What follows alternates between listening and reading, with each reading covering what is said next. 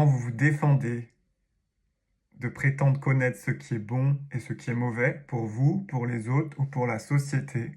vous laissez ce que vous croyez être mauvais prendre le dessus sur votre existence.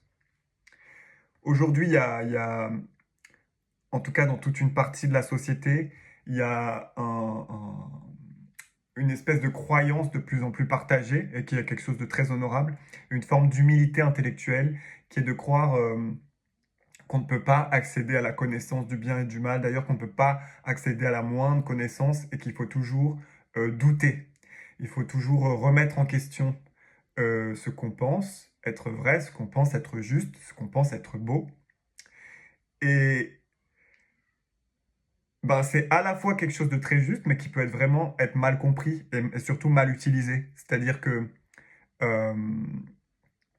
ça part d'une bonne intention, c'est vouloir dire que c'est vouloir faire preuve d'humilité, je crois, c'est vouloir respecter les opinions des autres. Mais, euh,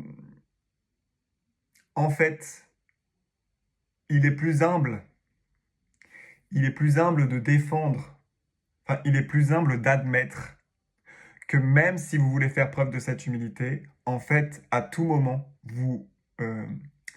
vous êtes en fait en train de juger le monde. Vous avez en fait des valeurs et vous jugez le monde à travers le prisme de ces valeurs. Et donc, par exemple, euh, si vous êtes pour la justice sociale et pour la justice écologique,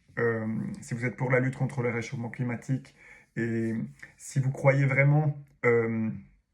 par exemple, que le capitalisme est une forme d'oppression, que les riches oppriment les pauvres,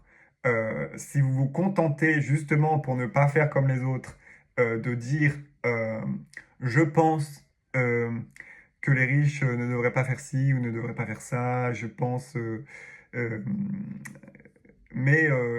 je veux bien admettre parce que je suis humble que ce n'est peut-être pas le cas, et ben vous allez tout simplement continuer à vous faire opprimer.